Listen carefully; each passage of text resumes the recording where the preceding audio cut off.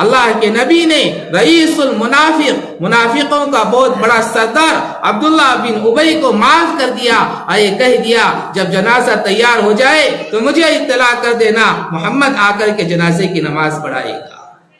جنازہ تیار، ہم تو روایتوں میں یہ بیان کر دیتے ہیں کہ طائف کے موقع پر اللہ کے نبی کو اتنا خون نکلا کہ جوتیاں مبارک خون سے رنگین ہو گئی۔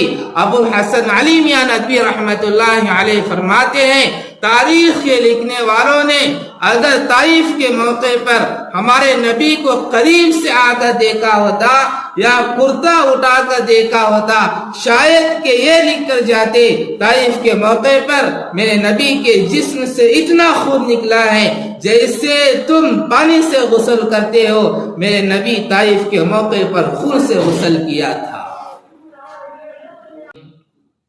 وقال تعالی ان الذين آمنوا والذين هاجروا وجاهدوا في سبيل الله أولئك يرجون رحمة الله والله غفور رحيم صدق اللہ العظیم۔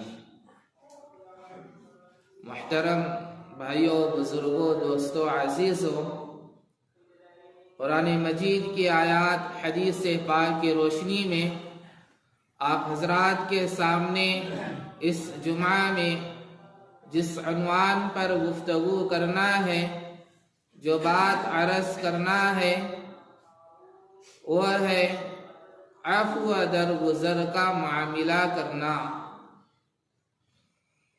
معاف کرنا،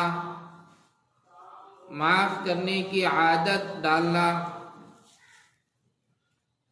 ایک دوسرے کی غلطیوں کو معاف کرنا۔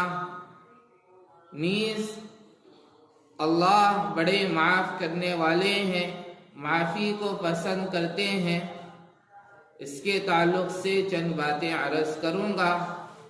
اللہ کے ذات سے قوی امید ہے کہ آپ ان باتوں کو سنیں گے، ان باتوں پر عمل کریں گے اور ان باتوں کو اپنی زندگی میں اتاریں گے۔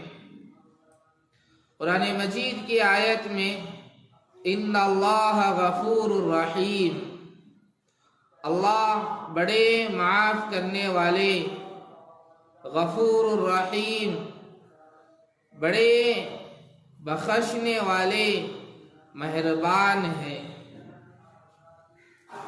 اللہ کو ہمارے نخروں کی کوئی ضرورت نہیں ہے، اللہ کو ہمارے نخرے برداشت کرنے کی کوئی ضرورت نہیں ہے۔ ہمارے دن کے گناہ، رات کے گناہ، خلوت کے گناہ، جلوت کے گناہ، دن بھر انسان کتنے گناہ کرتا جاتا ہے۔ جھوٹ بولنے کا گناہ، جھوٹی گواہی دینے کا گناہ، جھوٹی قسم کھانے کا گناہ، بد نظری کا گناہ، سود کھانے کا گناہ، رشوت کھانے کا گناہ، حرام روزی کھانے کا گناہ، نمازوں کے چھوڑنے کا گناہ، کتنے گناہ کرتا چلا جاتا ہے۔ اللہ اس پر قادر ہے کہ اللہ رب العزت تمہارے گناہوں پر فوری پکڑ کر کے تمہیں سزا دے۔ اللہ تمہارے گناہوں کو پکڑ کر فوراً سزا دے۔ اللہ اس پر قدرت رکھنے والے ہیں،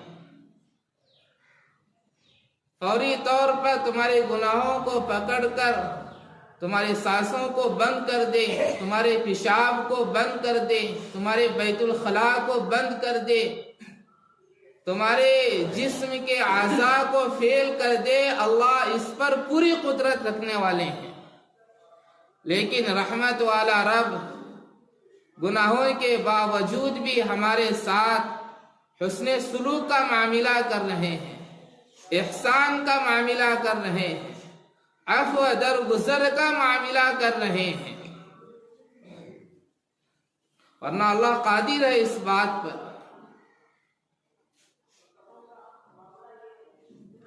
اللہ بڑے معاف کرنے والے ہیں، بڑے بخشنے والے ہیں، معافی کو پسند کرتے ہیں۔ اللہ کی پکڑ بھی بہت خطرناک ہے۔ اللہ فرماتے اخذ عزیز مقتدر، جب اللہ پکڑنے پر آتے ہیں تو کوئی بچ نہیں سکتا، کوئی بچا نہیں سکتا۔ اللہ کی پکڑ بہت خطرناک، بہت خطرناک۔ اللہ ڈھیل دیتے ہیں، اور جب پکڑ ہوتی ہے اور جب پکڑنے پر آتے ہیں تو نکلنے کا کوئی راستہ نہیں رہتا، بچ نہیں سکتا، کوئی بچا نہیں سکتا۔ اخذ عزیز مقتدر۔ لیکن اللہ کہتا ہے کہ بندے پر کچھ حالات آ جاتے ہیں تو میری شکایتیں لوگوں سے کرتا پھرتا ہے۔ فَأَمَّا الْإِنسَانُ إِذَا مَا ابْتَلَاهُ رَبُّهُ فَأَكْرَمَهُ وَنَعَمَهُ فَيَقُولُ رَبِّي أَكْرَمَنِ وَأَمَّا إِذَا مَا ابْتَلَاهُ فَقَدَرَ عَلَيْهِ رِزْقَهُ فَيَقُولُ رَبِّي أَهَانَنِ۔ بندے پر اچھے حالات آ جاتے ہیں، زندگی اچھی چلتی ہے، خوشگوار چلتی ہے تو اپنے رب کی بڑی تعریف کرتا ہے۔ کچھ حالات آ جاتے ہیں، کاروبار نقصان ہو گیا، دکان نہیں چل رہی ہے، کچھ حالات آ گئے، اب لوگوں سے کہتا پھرتا ہے، شکایتیں کرتا پھرتا ہے کہ مجھ پر یہ حالات ہیں، مجھ پر یہ حالات ہیں، میں ہی اللہ کو ملا تھا، میری ہی گھر میں اسے موت ملی تھی، کسی اور دوسرے کے گھر میں اسے موت نہیں ملی۔ اس طرح سے اللہ کی شان میں ایسے ایسے باتیں کرتا ہے جس سے ایمان کا بھی خطرہ ہے۔ اللہ فرماتے بندے کچھ حالات آنے پر اتنی شکایتیں کرتا پھر رہا ہے، تیرے گناہوں کے ڈھیر میرے پاس آئے ہوئے ہیں، میں نے تو کبھی تیری شکایت نہیں کی۔ یہ رات میں گناہ کرنے والا، یہ زنا کرنے والا، یہ بدکاری کرنے والا، یہ سود کھانے والا، یہ رشوت کھانے والا، یہ یتیموں کا مال کھانے والا، یہ اللہ کا باغی، یہ مسجد سے دور رہنے والا، میں نے تو کبھی فرشتوں سے شکایت نہیں کی۔ تھوڑے حالات آنے پر بندہ میری شکایتیں کرتا پھرتا ہے، لیکن اللہ کہتے ہیں تمہارے گناہوں کے ڈھیر میرے پاس آئے ہوئے ہیں، میں نے تو کبھی تیری شکایت نہیں کی۔ اللہ بڑے غفور الرحیم ہیں، بڑے معاف کرنے والے ہیں۔ اللہ معافی کو پسند کرتے ہیں۔ میرے بھائیوں، اللہ کے فیصلے پر راضی ہو جاؤ۔ مومن اللہ کے فیصلے پر راضی ہوتا ہے۔ مومن کی صفت ہے اللہ کے فیصلے پر راضی ہوتا ہے۔ ایک حدیث ہے بخاری شریف کی، حضور اقدس صلی اللہ علیہ وسلم ارشاد فرماتے ہیں دنیا کے باب میں اپنے سے نیچے والوں کو دیکھو، دین کے باب میں اپنے سے اوپر والوں کو دیکھو۔ دنیا کے باب میں اپنے سے نیچے والوں کو دیکھو گے، شکر کی توفیق ملے گی، شکر گزار بندے بن جاؤ گے۔ دین میں اپنے سے اوپر والوں کو دیکھو، عبادت کی توفیق ملے گی، عبادت گزار بن جاؤ گے۔ آج ہم دنیا کے باب میں اپنے سے اوپر والوں کو دیکھتے ہیں، دین کے باب میں اپنے سے نیچے والوں کو دیکھتے ہیں۔ کبھی شکر کی توفیق نہیں ملے گی، کبھی عبادت کی توفیق نہیں ملے گی۔ ان اللہ غفور الرحیم، اللہ بڑے غفور الرحیم ہیں، بڑے بخشنے والے ہیں، مہربان ہیں۔ قرآن مجید کی دوسری آیت میں اللہ رب العزت ارشاد فرماتے ہیں ان الذین آمنوا والذین ہاجروا وجاہدوا فی سبیل اللہ اولئک یرجون رحمت اللہ واللہ غفور الرحیم۔ یقیناً جو لوگ ایمان لے آئے اور اللہ کے لیے وطن کو چھوڑا، ہجرت کی، اللہ کے راستے میں نکلا اور اللہ کے راستے میں نکل کر وجاہدوا فی سبیل اللہ، مجاہدہ کیا، پھر اللہ فرماتے ہیں ایسے لوگوں کے بارے میں اولئک یرجون رحمت اللہ، یہی اللہ کی رحمت کے امیدوار ہیں، واللہ غفور الرحیم، اللہ بڑے معاف کرنے والے ہیں۔ قرآن مجید کے ایک اور آیت میں اللہ رب العزت ارشاد فرماتے ہیں وَمَن يَعْمَلْ سُوءًا أَوْ يَظْلِمْ نَفْسَهُ ثُمَّ يَسْتَغْفِرِ اللَّهَ يَجِدِ اللَّهَ غَفُورًا رَحِيمًا، جو کوئی برا کام کرے، برائی کا کام کرے، گناہ کا کام کرے یا اپنی جان پر ظلم کرے، گناہ ہو جانا کوئی بری بات نہیں ہے، بشر ہے، انسان ہے، بشری تقاضا ہے، گناہ ہو جاتے ہیں، ایسا نہیں ہے کہ گناہ نہیں ہو جاتے ہیں، گناہ ہو جاتے ہیں، گناہوں پر اللہ سے معافی مانگنا یہ ضروری ہے، اللہ سے توبہ کرنا یہ ضروری ہے۔ وَمَن يَعْمَلْ سُوءًا أَوْ يَظْلِمْ نَفْسَهُ ثُمَّ يَسْتَغْفِرِ اللَّهَ، برا کام کرے، گناہ ہو جائے اور پھر اللہ سے ثم یستغفر اللہ سے معافی طلب کرتا ہے، اللہ سے معافی مانگتا ہے گناہوں پر، تو پھر اللہ اس کے گناہوں کو معاف کر دیتے ہیں، اسے معاف کر دیتے ہیں، اللہ بڑے معاف کرنے والے ہیں۔ قرآن مجید کی ایک اور آیت میں اللہ رب العزت ارشاد فرماتے ہیں فَمَن تَابَ مِنْهُمْ بعد ظلمه واصلح فإن الله يتوب عليه إن الله غفور رحیم، جو شخص گناہ ہو جانے کے بعد توبہ کرتا ہے، اللہ سے گناہ ہو جانے کے بعد اللہ سے توبہ کرتا ہے، اصلاح کرتا ہے اپنے آپ کی، اب کے بعد یہ گناہ نہیں کروں گا، اب کے بعد یہ جو گناہ ہوا ہے اس پر شرمندہ ہوتا ہے، حفاظت عیناہ، اللہ سے آنکھوں میں آنسو ڈال کر اللہ سے معافی مانگتا ہے، ثم یتوب اللہ فإن اللہ یتوب علیہ، تو پھر اللہ اس کے گناہوں کو معاف کر دیتے ہیں۔ قرآن مجید کی ایک اور آیت میں اللہ رب العزت ارشاد فرماتے ہیں والذین عملوا السیئات ثم تابوا منهم بعدها وآمنوا ان ربک من بعدها لغفور رحیم، یاد رکھو جن لوگوں نے برے کام کیے اس کے بعد توبہ کی، گناہ ہو جانے کے بعد اللہ سے معافی مانگی، توبہ کی اور ایمان لے آئے، بے شک آپ کے رب اس کے بعد بڑا ہی بخشنے والا ہے۔ قرآن مجید کی کئی آیتوں میں اللہ رب العزت ارشاد فرما رہے ہیں کہ گناہ ہو جانے کے بعد معافی مانگو، حالانکہ گناہ ہو جاتے ہیں لیکن توبہ نہیں کرتے، ایسے ہی مر جاتے ہیں توبہ کیے بغیر، اللہ سے معافی مانگے بغیر ایسے ہی دنیا سے چلے جاتے ہیں، تو کل قیامت کے دن جن گناہوں پر توبہ نہیں کی ہے، معافی نہیں کی ہے، اللہ جب پکڑیں گے تو کوئی بچ نہیں سکتا، کوئی بچا نہیں سکتا۔ قرآن مجید کے ایک اور آیت میں یصیب بہ من یشاء من عبادی وہو الغفور الرحیم، وہ اپنے بندوں میں سے جسے چاہتا ہے اپنا فضل پہنچاتا ہے، وہ بڑا ہی بخشنے والا نہایت مہربان ہے۔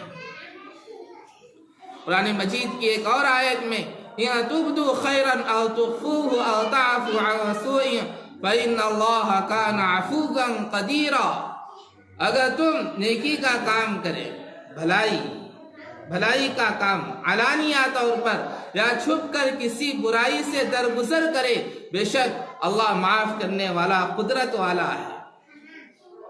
قرآن مجید کے ایک اور آیت میں وَجَزَاءُ سَيِّئَةٍ سَيِّئَةٌ مِثْلُهَا فَمَنْ عَفَا وَأَصْلَحَ فَأَجْرُهُ عَلَى اللَّهِ إِنَّهُ لَا يُحِبُّ الظَّالِمِينَ، کسی برائی کا بدلہ اس جیسی برائی ہے، پھر بھی جو کوئی معاف کر دے اور اصلاح سے کام لے تو اس کا ثواب اللہ نے ذمے لیا ہے، غلطی ہو گئی، معاف کر دیا، اب اس کا ثواب اللہ اپنے ذمے لے رہے ہیں کہ میں اس کو ثواب دوں گا۔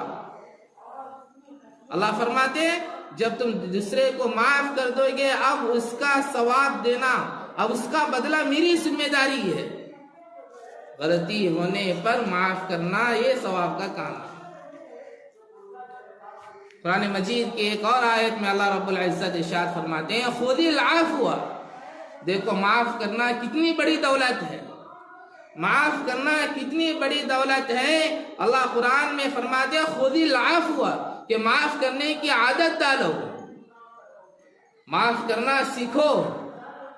وَأْمُرْ بِالْعُرْفِ وَأَعْرِضْ عَنِ الْجَاهِلِينَ، نیکی کا حکم دو، ایک دوسرے کی غلطیوں کو معاف کریں.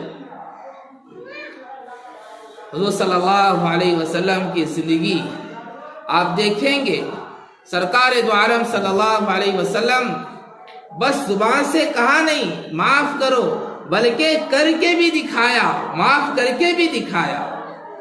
سرکار دو عالم صلی اللہ علیہ وسلم اتنے بڑے نبی ہیں. حضور صلی اللہ علیہ وسلم وہ دشمن جنہوں نے نبی کو ستائے ہیں، وہ دشمن جنہوں نے نبی کے شان میں برا بھلا کہا ہے، وہ دشمن جنہوں نے نبی کے صحابہ کو پر ظلم کیا، ایسے دشمنوں کو بھی اللہ کے نبی صلی اللہ علیہ وسلم نے معاف کر کے بتایا. طائف کے موقع پر سرکار دو عالم صلی اللہ علیہ وسلم لوگوں کو ایمان پیش کیا، دین پیش کیا، انی رسول اللہ علیکم جمیعا، رسالت پیش کی. ان لوگوں نے نہیں مانا، جھٹلایا، کذاب کہا. بس اتنا ہی نہیں بلکہ اوباش قسم کے لڑکوں کو نبی کے پیچھے کر دیے اور اتنے پتھر برسائے. طائف کے موقع پر اللہ کے نبی ہیں، ساتھ میں زید بن حارثہ رضی اللہ عنہ ہے، تیسرا کوئی آدمی نہیں ہے، چاروں طرف سے پتھر برس رہے ہیں. ایسے موقع پر زید بن حارث جو کہتے ہیں پتھر ایسے نوکیلے تھے جہاں جسم پر پڑتا تھا تو خون کا فوارہ اڑتا تھا. صحابی کہتے ہیں میں اپنے نبی کو بچانے کے لیے کبھی آگے کبھی پیچھے کبھی دائیں کبھی بائیں، آخر کہاں تک بچاؤں، چاروں طرف سے پتھر برس رہے تھے. ہم تو روایتوں میں یہ بیان کر دیتے ہیں کہ طائف کے موقع پر اللہ کے نبی کو اتنا خون نکلا کہ جوتیاں مبارک خون سے رنگین ہو گئی. ابو الحسن علی میاں ندوی رحمت اللہ علیہ فرماتے ہیں تاریخ کے لکھنے والوں نے اگر طائف کے موقع پر ہمارے نبی کو قریب سے آ کر دیکھا ہوتا یا کرتا اٹھا کر دیکھا ہوتا، شاید کہ یہ لکھ کر جاتے طائف کے موقع پر میرے نبی کے جسم سے اتنا خون نکلا ہے جیسے تم پانی سے غسل کرتے ہو، میرے نبی طائف کے موقع پر خون سے غسل کیا تھا. دشمن کو رحم آیا، عتبہ اپنے خادم کو بھیج کر انگور کو پیش کیا اور کہا کہ محمد تو ان کے پیچھے کیوں مر رہا ہے.